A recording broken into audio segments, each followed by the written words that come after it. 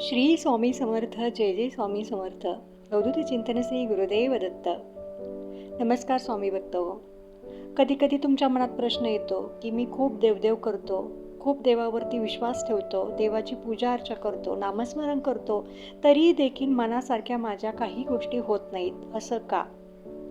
तर स्वामी सांगतात, तू कितीही विश्वास ठेवलास, कितीही देवदेव केलंस, तरी तुझ्या नशिबात ज्या गोष्टी आहेत त्या होणारच आहेत.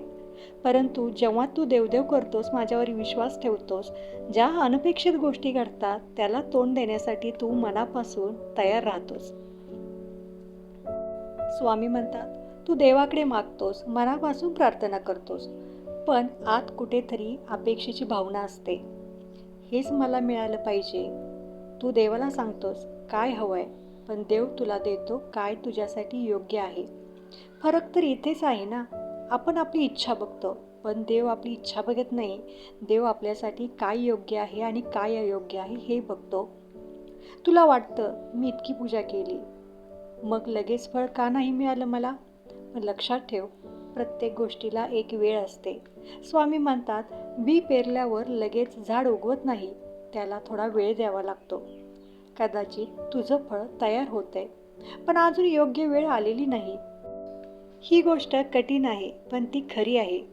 आपल्या आयुष्यात जे घडतं ते फक्त आजच्या प्रार्थनेवर ठरत नाही, ते आपल्या पूर्वीच्या कर्मांवर सुद्धा ठरतं. हे लक्षात ठेवा.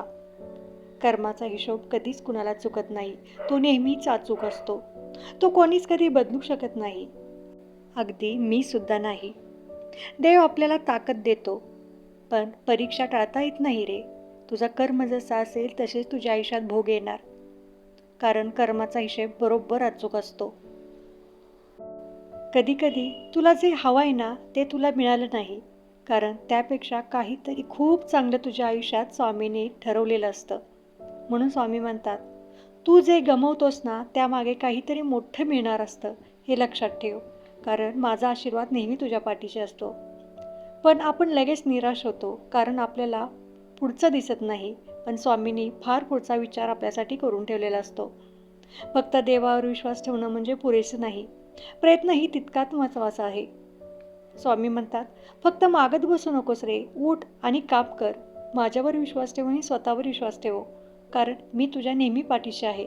श्रद्धा आणि कृती हे जर बरोबर असेल तर तुला यश नेमकं आणि हमखास मिळणार. तुला दुःख का होतं का माहिती आहे का? कारण अपेक्षा पूर्ण होत नाहीत तुझ्या, कारण तू नेहमी आपली तुलना दुसऱ्यांशी करतोस. आणि जे मिळाले ना त्यात समाधान शोध ना, तेच खऱ्या आनंदाचं रहस्य आहे. आणि अंतिम सत्य देखील हेच आहे, तू खूप देवावर विश्वास ठेवला, पण कधी स्वतःवर ठेवला नाही, हे मात्र नक्की आहे.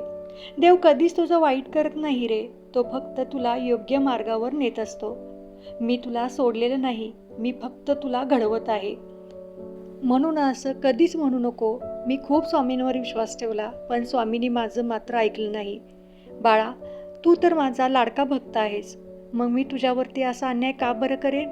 फक्त तुझा विश्वास कमी पडला आहे. म्हणून इथून पुढे कर्म चांगलं कर, स्वतःवर विश्वास ठेव आणि स्वामींवरती विश्वास ठेव. मग तुझ्या आयुष्यात खूप चांगला बदल घडेल. हा संदेश जर तुझ्या काळजाला भिडला असेल तर कमेंटमध्ये श्री स्वामी समर्थ लिहायला विसरू नको आणि सबस्क्राईब करायला देखील विसरू नको.